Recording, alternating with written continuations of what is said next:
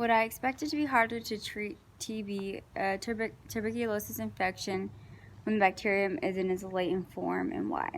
Well, when someone has latent tuberculosis, it just means that they have that bacteria in their body, but it is contained by lymphocytes, helper T cells, and cytokines. So this means in this condition, the TB cells are not actively causing harm to the host, and the host may not know they're even infected. So honestly, if it was this case over someone with active tuberculosis, I think it's safer because it means that your body is containing the disease. I wouldn't even think that you need to treat it because your body's kind of like handling it, but there is a risk if the individual is unhealthy. I think treatment, if anything, would be necessary to implement a healthy diet, exercise plan if it's not already in play, and a stress management routine, because the stress can activate the tuberculosis, or basically the lymphocytes, and won't be able to contain the bacteria anymore. But hypothetically, if someone was trying to treat latent tuberculosis, it might be more difficult than an active case because you can't just rely on antibiotics. The antibiotics would only kill cells that are multiplying. So if it's in a latent form, the bacteria is not going to be multiplying. It's just going to be contained in that little bubble. Let's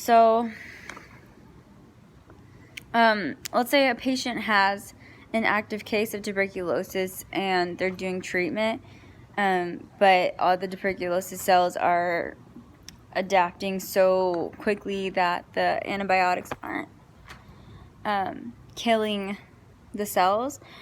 In this case, it's an ethical issue. If should we put him in jail, or should we let him go about his business and be close to people and go into crowds and go to dinner and things like that?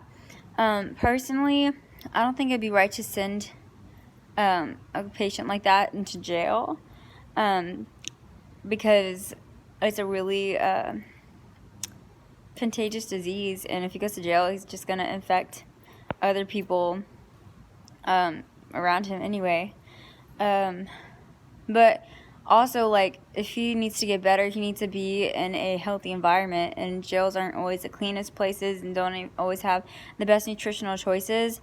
So I think that it would be a great idea if, like, maybe he won't be released into everyday life, but be released into a restorative center where the intention of the place is to get the patient well, and to let them be outdoors, but also just be kind of isolated away from living close quarters to people, so that they can heal quicker and not infect anybody else in the process, and hopefully be able to eradicate most of it.